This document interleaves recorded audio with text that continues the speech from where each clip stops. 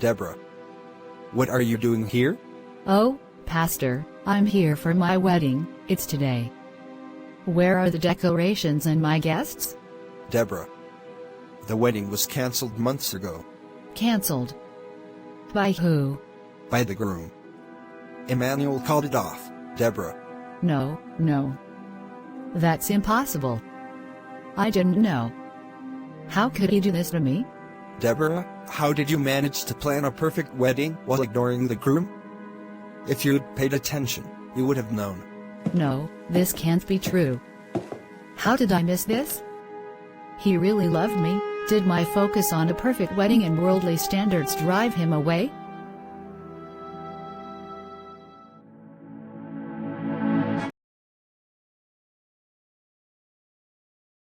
How about it? This weekend, just the two of us. I'll book a 5-star hotel. Room service, luxury. You deserve it. Marcus, I've told you before. That's not something I'm comfortable with. Lydia, you're so old school.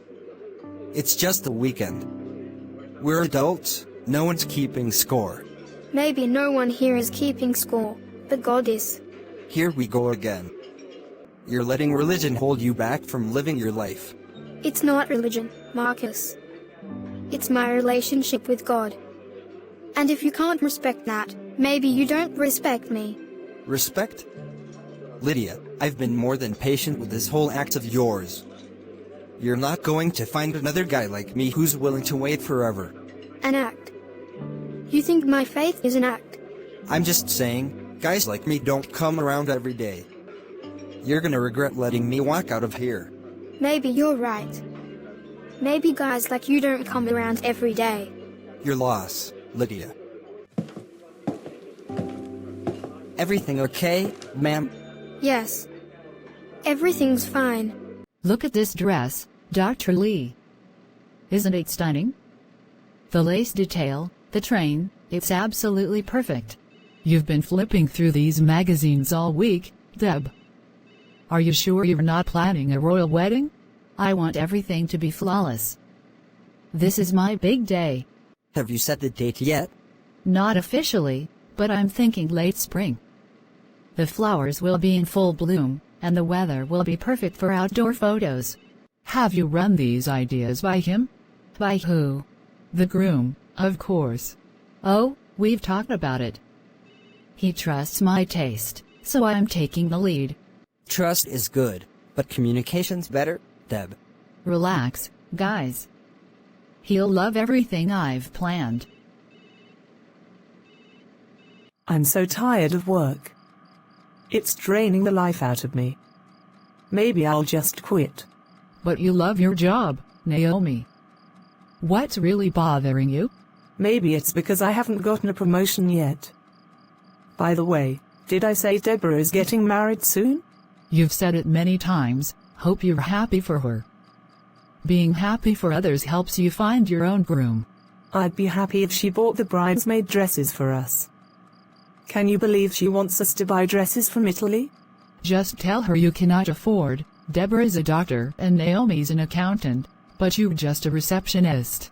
Don't forget about Grace, the lawyer. I'm not a charity case and I don't accept help. Then stop complaining and being so grumpy. Life can be tough for some of us. Deborah's getting everything: success, a great life, and now even a rich husband. It's so annoying. Sweetheart, jealousy and bitterness won't do you any good. Remember, your best days are still ahead of you.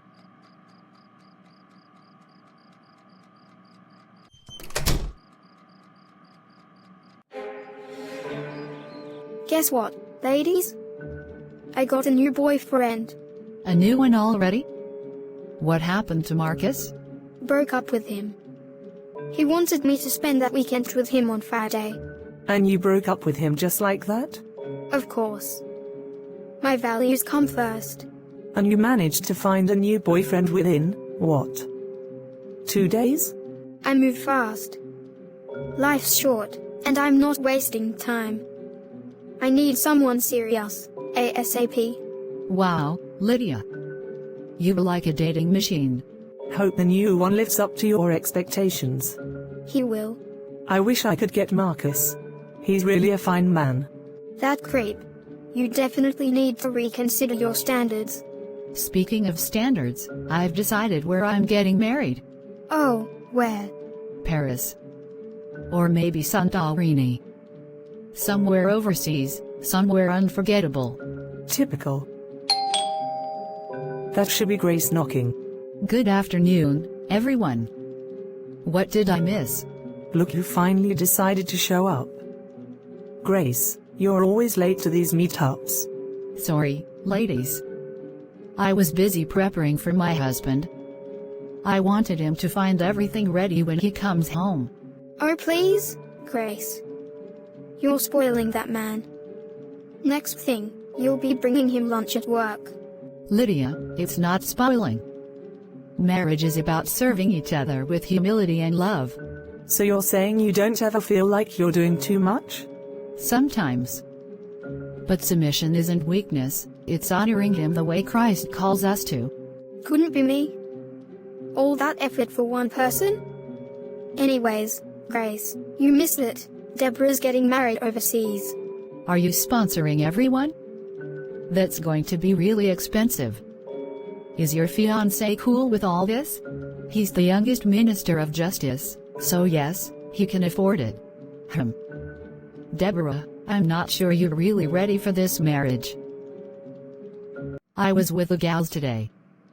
Can you believe Deborah is planning to have her wedding in Paris? Paris? Oh, Deborah, the one who's marrying into royalty, right? Why go all the way to Paris? You know Deborah. She dreams big. She wants a wedding no one can outdo. But is she ready for a marriage like that? Or just the wedding? I doubt. Oh, and Lydia believes that submitting in marriage isn't cool. She thinks submission means being a doormat. She's searching for the perfect guy, but forgetting to work on being the right person herself. Has Naomi found anyone? Nothing. Is she at least being positive these days? Hardly. But I have to say, I'm impressed you remember all of them this well. Of course I do. You talk about them all the time. It's like I know them personally. Your friends' stories teach me a lot. Deborah is blessed yet ungrateful, always wanting more. Lydia just wants to take without giving anything, and Naomi's negativity and lack of faith keep her stuck. So, Michael, when are you going to marry me? Marry you? Lydia, we've only been dating for, what? Just a week. A week is enough. Emmanuel knew he wanted to marry Deborah from the moment they met. Now, she's planning the perfect wedding. I think we should focus on getting to know each other first. Marriage is a big step. You're not serious about me, are you? It's not that. I just want us to build something real, without rushing. Seriously? This feels like delaying. I need to be sure I'm not wasting my time. If you're unsure about marrying me, maybe we should part ways. Deborah, I want my bride to have a pure heart, genuine, loving, humble, and kind. Is that too much to ask? I'll be fine. I just need to finalize the seating plan and pick the flowers. Deborah, while the wedding is important, preparing for our marriage matters even more. Let's discuss our devotional practices, when we'll pray, fast, and study the Word. How many prayer rooms should we have? I'm busy planning a wedding, not writing a sermon. Can we just focus on making this day unforgettable? I just want your whole heart and complete love. I just want our wedding to be perfect, every detail just right, please.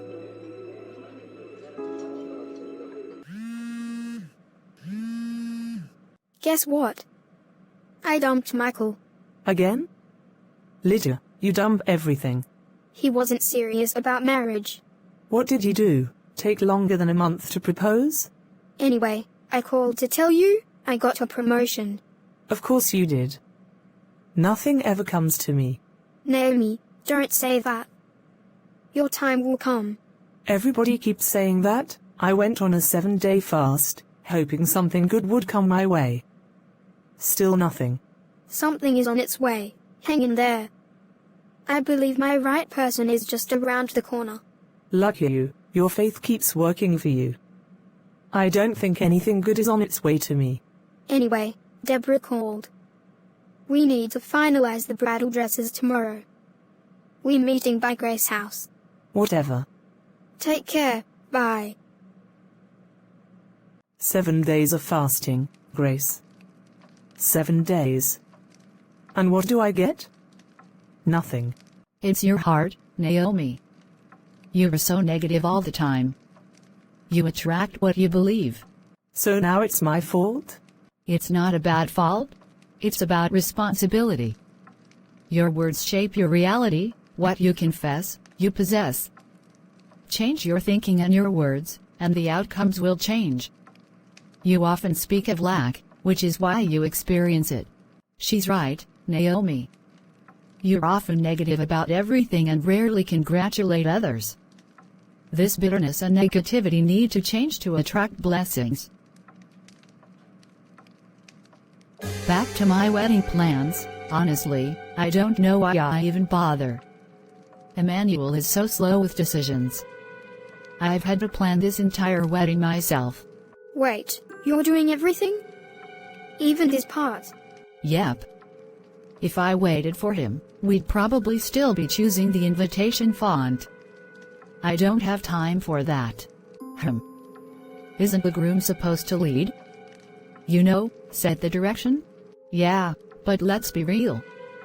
If I don't take charge, nothing will get done. Deb, doesn't that sound a little off? Like, imagine the church telling Christ, "You're too slow. We'll just run things our way." Next thing we know, Deborah's writing Emmanuel's vows too. And walking herself down the aisle. Okay, I get it. But seriously, I just want things to be perfect. The groom sets the tone for the marriage. He's not just looking for a beautiful day, he's looking for a beautiful bride. One who trusts him enough to let him lead. Trust. Okay, but real talk, what would Emmanuel even do if he planned the wedding? Pick hymns for the reception? Or suggest fasting as the theme. Okay, so as you know, I am now single again. This time I want the right one. No games. But Lydia, are you the right one? What do you mean? You keep moving from man to man, hoping to find the right one. But have you ever stopped to ask yourself, am I ready to be the one someone is looking for? Well, I'm not perfect, but who is? Lydia, the Bible says, the wedding of the Lamb has come, and his bride has made herself ready. Have you noticed it doesn't say the groom made himself ready? The bride is the one who prepares herself. I never thought about it like that. Before you get into another relationship, why not ask God to help you become the woman he's calling you to be? She's right, Lydia. I guess. None of us really think about that. It's not about perfection. It's about knowing who you are and building a relationship with God.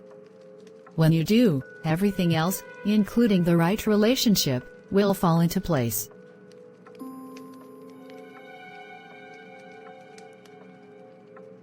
Pastor, I tried everything. I talked to her, supported her plans, but she doesn't listen. It's all about the perfect wedding, not the marriage. What specifically troubles you, Emmanuel? She is not here for our premarital counseling. I loved her for her humility and kindness, but now she's focused on appearances. She's not the caring woman I knew. Sometimes, people lose sight of the foundation. It happens in relationships. And even in faith. It hurts. I'm willing to compromise, but how can I build a life with someone who won't listen or see beyond herself? Sorry I'm late. Let's get this over with. I have an appointment with the caterer after this. I still don't understand why we can't marry in Paris. That little church is so worn out. There's nothing wrong with our church, Deborah. I am committed to our union and the future we will build together, regardless of where our ceremony takes place. So now it's my fault? I just want a perfect wedding. Is that too much to ask? A perfect wedding means nothing without a foundation of love and respect. Do you even remember the purpose of why I chose you among all the other women? Emmanuel's words remind me that conforming to worldly standards can cause us to lose sight of our true calling. A church loses its humility when it forgets that Christ is its foundation. She is not listening. I'm here to see how you're doing and hopeful that you and the groom are finally on the same page with the wedding preparations. Emmanuel will marry me. But it'll be on my terms. I'm not stooping low for anyone, Grace. Deborah, the Emmanuel I know is royalty. He will never come down to your level. Grace said my negativity and lack of faith have been a stumbling block for me. She's right. I've been my own worst enemy. But I want to start speaking life and believing God for the best. That's my daughter. And don't forget to rejoice with those who are rejoicing. When you celebrate others, blessings will begin to flow for you too. I've decided I'm not going on another date anytime soon. Honestly, I think I need more dates with God first. That's a good one, Lydia. You've had enough practice for now. Oh, you have no idea. I've lost count of how many guys I've dated this year. It's time for a reset.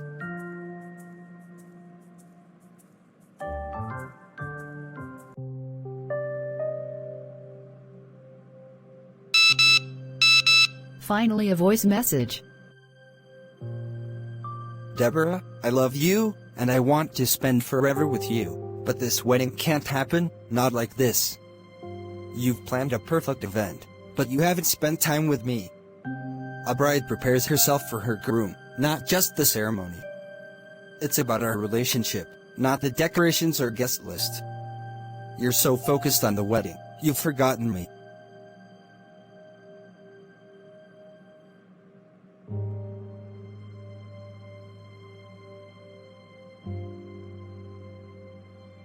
This story isn't about marriage, it's about our dreams. Are we chasing them and forgetting Jesus, the one who should lead us? The Wedding of the Lamb is a love story with Emmanuel, Jesus Christ, as the groom. It starts with trusting the one who loves us first. Too often, we get lost in distractions and lose sight of what matters most. The groom waits patiently, calling us to prepare our hearts for what lasts. If you enjoyed this story, subscribe, like, and share. Thank you for watching.